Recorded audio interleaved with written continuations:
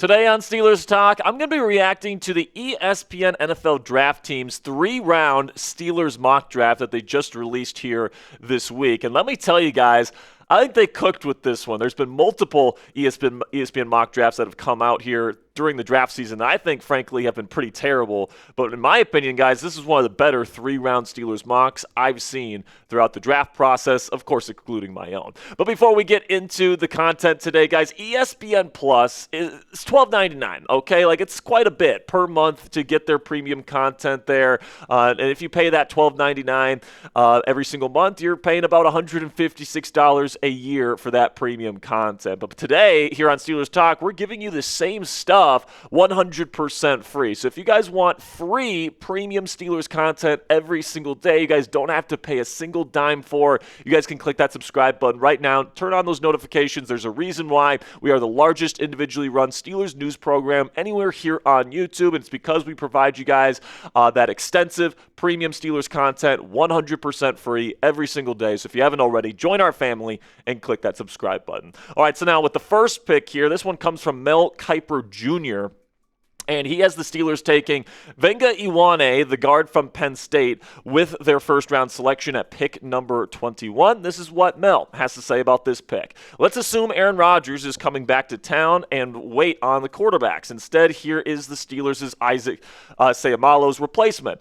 Ioane is a powerful people mover who hasn't allowed a sack since 2023. Now, personally, guys, I would definitely be okay with this pick if it ends up becoming reality. Of course, it would kind of fit the trend of the Omar Khan era here in Pittsburgh because Omar has only taken trench players with his first 3 first-round draft selections, and 2 of those 3 have been offensive linemen. This would be the first time they go guard in the first round in the Omar Khan era, but with Isaac Seumalo leaving in free agency this year to the Arizona Cardinals, it does make some sense to get his replacement with somebody in Ioane who is a plug-and-play starter, and honestly, he could be a Pro Bowl caliber player, in my opinion, on day one. Doesn't allow sacks. He's an excellent pass protector, but he's also extremely powerful in the run game. Good athlete as well. He might be the best offensive lineman in the draft, period, just in terms of how well he plays his position. Now, obviously, offensive tackle is considered a more quote-unquote premium position, but you look at the guard market, I mean, guards are getting paid $20+ million per season now. If you get a really high-quality guard, that can be a very valuable piece to your offensive line. If you put Ioane in this group that already includes Zach Frazier, one of the up-and-coming best centers in the league right now, Mason McCormick, who had a breakout season last year, and Troy Fautanu, who is fantastic for this team last year, in my opinion. You got one of the better young nucleuses along the offensive trenches in the National Football League. So if he makes it to number 21, you have an opportunity to get the best offensive lineman in this draft with that draft selection. Yeah, I'm okay pulling the trigger on that pick. So let me know what you guys think down there in the comment section. Is Vega Ioane the only offensive lineman that Pittsburgh should consider in round 1? If he's the only guy that you would consider in the first round along the offensive line, give me a yes. Or if you think there's other offensive linemen that the Steelers should be considering, type no. Let me know your take down there in the comment section for today's pinned question. In just a second here, I'm going to tell you about some awesome merch that we have up on our website for you guys to support the channel with here today. While I talk about that, you guys can give me a yes or a no down there in the comment section. And if you guys want to get a piece of merch from us here at Steelers Talk, we have our channel logo t-shirts on our website right now. Chatsports.com/Steelers Talk is the link to go to. It's a clickable link down in the comments and description of today's show. These are affordable t-shirts, guys, $24.99, super comfortable, and you guys can wear this around the house. You guys can wear it during Steelers game days or on live show days, or even wear it to Latrobe, where definitely if you wear my t-shirt to Latrobe when I'm there, I'm definitely going to be able to pick you out on my yearly trip to Latrobe. So you guys can go chatsports.com/Steelers Talk to pick up your channel logo t-shirt today. Greatly appreciate all of your guys' support. Then in round 2, Mel Kiper Jr. once again is picking for the Pittsburgh Steelers in this mock draft, and he has the Steelers taking their next wide receiver here in Chris Brazzell II out of Tennessee. This is what Kiper has to say about the volunteer wide receiver heading to Pittsburgh. Not enough value on the QB3 candidates here, so I'm going to continue building up the rest of the offense.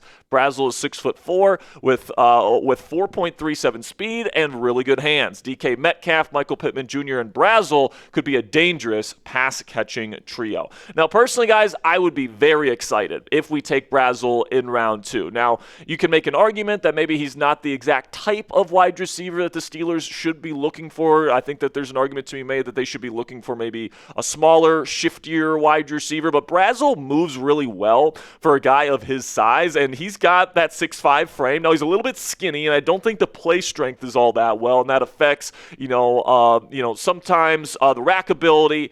I think that sometimes in the contested catch situations, he can, play a little bit soft. He does come down to some really awesome catches in contested catch situations at times. It's just a little bit inconsistent for me. The run blocking isn't terrific. Certainly there's been an established history of these Tennessee big, fast wide receivers in that gimmicky offense going to the pros and not, being as good as a lot of people think that they're going to end up. And, Brazzell could be the next in that line. However, I really like his long speed, obviously, at that size, over 6'5", and he's running 4.37. That's a really good size-speed combination. Really like his ability to separate down the field. He's got really fluid hips for a guy of his size, and he decelerates very, very well. So if you're going to be running comebacks, curls, that sort of stuff where you're running really fast, then you're stopping on a dime, he creates a ton of separation with that. He's got really quick feet for a guy of his size as well, and I think that the route running potential is certainly there. All right, I don't think he necessarily showed a ton of it at Tennessee just because of the gimmicky offense and what he was asked to do there, but I think he's got the physical skill set to do more in the National Football League than what he was asked to do in college. And if you get a guy like Chris Brazzell here, Michael Pittman Jr. would essentially be your power slot. And I know Mike McCarthy likes, receivers that can play in the slot, can play outside, and are versatile in that way. Maybe Brazzell is able to play a little bit in the slot. We just didn't really see that in college. He was an exclusively outside wide receiver, essentially, for the Tennessee Volunteers. And I'm actually okay with that plan because I think at this point in his career, Michael Pittman Jr. is a really, really good slot wide receiver. And if you want that big, tough, physical wide receiver in the slot that can also play on the outside here, Michael Pittman Jr., and then you got DK and Chris Brazzell as two big-bodied vertical threats on the outside, I can see the vision there for the Pittsburgh Steelers wide receiver room if they go in this direction. Then in round 3, this is where we switch pickers here, and we have Field Yates making this selection here at pick number 76, where he has the Steelers taking hard-hitting safety out of LSU, A.J. Haulcy. This is what Field Yates has to say about this draft selection. Pittsburgh has long had room for physical safeties with plus ball skills. Haulcy fits that bill with crunching strength and 8 interceptions over the past 2 seasons. And I completely agree with Yates here that Haulcy fits the Steelers brand and their type in terms of box safeties. He's over 220 pounds. He's a ball hawk. He's a big-time playmaker, good instincts for finding the football, all that different stuff, and then boy, does this guy hit hard. Like, he is absolutely somebody you do not want to meet in the hole, because he's just going to absolutely lay you out, okay? Like, he is a big-bodied guy that's not afraid to put the hit stick on you, and that definitely fits Patrick Graham. That fits the Pittsburgh Steelers kind of, the type at the safety position, particularly playing in the box position.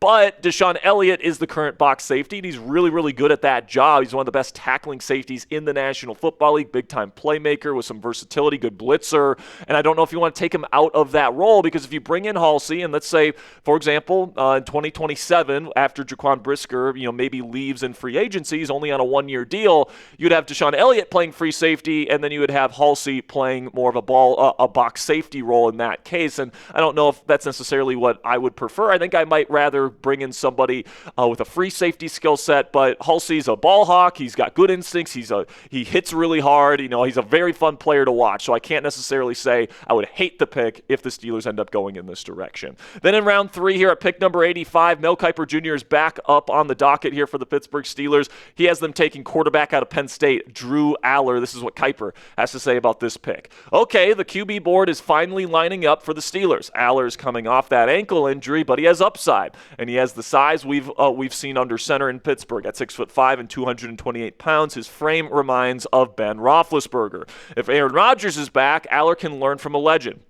If not, he could potentially compete with Mason Rudolph and Will Howard. Now, I think that Allar only makes sense to me if Rodgers is back, because I do not think he's going to be ready to play right away. But if Rodgers is back, and we're assuming he's going to be back this year, I think Allar makes a ton of sense for the Pittsburgh Steelers. And if I'm Allar, I'm actually praying I end up a Pittsburgh Steeler at some point during the NFL draft this year. And I think that there's a very solid case that Drew Allar should be kind of the dart throw that the Steelers prefer, whether it's late day 2 or early day 3. I think Allar makes a lot of sense. He does have that AFC North QB build that Omar Khan and Mike McCarthy have both said that they're looking for. He's got bigger hands, not quite 10-inch hands, but I believe it's 9 3/4 inches. And then he's got obviously the big frame. He's got the big arm, high-end arm talent, can throw from any platform, any arm angle, in any conditions. Like, you name the situation, he can make big-time throws in it. Also, the mental processing flashes are nice. Now, I hated Penn State's offense and their structure. The perimeter weapons never got open for him,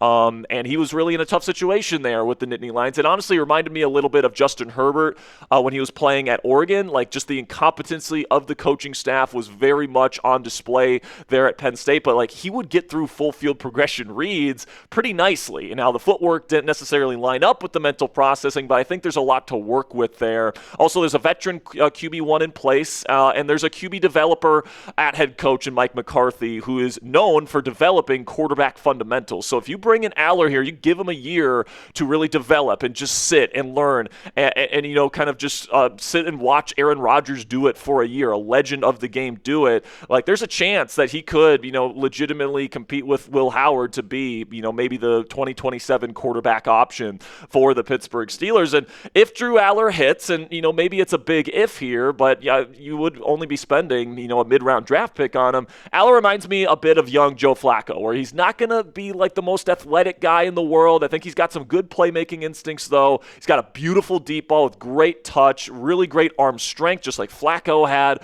early on in his career. And hey, Joe Flacco is a Super Bowl winning quarterback, man. And, obviously he thrived in the AFC North, and he still does, frankly, for many years. He continues to play in the AFC North because he still, even into his older age, still has the arm strength to play in this division and play in the conditions of it. So I definitely think Drew Allar is somebody to consider for the Pittsburgh Steelers. Maybe 85 is a little bit early for me. I would probably prefer maybe pick 99 or even better in round 4 if he falls to you there, just because, 2027 is supposed to be a good quarterback class. You have Will Howard that you like on the roster. I don't think you need to force a quarterback pick within the first top 100 picks. I would rather go get some positions of need outside of quarterback in the first 2 days of the draft. But at the end of the day, I think it's a really good fit for player and team at this given position, so I'd be fine with it if this ends up happening. Then also in round 3 here, finishing out day 2 of this mock draft here, and that's Darrell Jackson Jr., defensive tackle from Florida State, coming from Jordan Reid here from ESPN. And in my opinion, this is a terrific value, guys. This is what Reid has to say about this pick. Jackson fits the Steelers' prototype, as he's a massive first-level defender who can play in a multiple front defense and has the power to withstand at the point of attack. Now, listen, man, I think getting Jackson at 99 would be an awesome value. I think you can make an argument that Darrell Jackson Jr. is a top 50 player in this year's NFL draft class, because he's got excellent size and excellent arm length, almost 35-inch arms on him. Now, he is a little bit high cut. He's over 6'5", and he's like 315 pounds for a guy of that height. So when he doesn't play with good pad level, he can be driven backwards. I'm not sure if he's like a true nose tackle at the NFL level. I think he's actually more of like a 3 technique, where he's able to use that, especially the long arm that he brings to the table, to get after quarterbacks. He's a really good athlete for his size, and he's got a lot of upside, in my opinion. He's a potential future starter in this league. He's just a little rough around the edges, but you bring him in here as a rotational piece along with Y.A. Black, another guy with super long arms and a great frame. He can learn from Sebastian Joseph Day, another guy with super long arms and knows how to deploy them to get results. Like, I just feel like that this would just add to what's already a really good and deep defensive line for the Pittsburgh Steelers. And at pick 99, that is a giant value, in my opinion. So in this 3 3-round mock draft. The haul that we come away with here from Mel Kiper Jr., Field Yates and Jordan Reid, Vega Ioane as their day one plug-and-play starting left guard. You get Chris Brazzell, another big receiver and a vertical threat to pair with DK Metcalf and Michael Pittman Jr. A.J. Haulcy, a hard-hitting ball hawk of a safety for the future. Drew Allar, maybe your future franchise quarterback that you get at a third-round value to learn from Aaron Rodgers for a year. And then Darrell Jackson Jr., a fantastic value at pick number 99 and maybe a future starter for this defensive line when Cam Hayward eventually calls it quits. So it's red pen time. Let me know down there in the comment section. I'm going to share my grade for this mock draft here in just a second. But before I do, get your grade for this 3-round Steelers mock draft from ESPN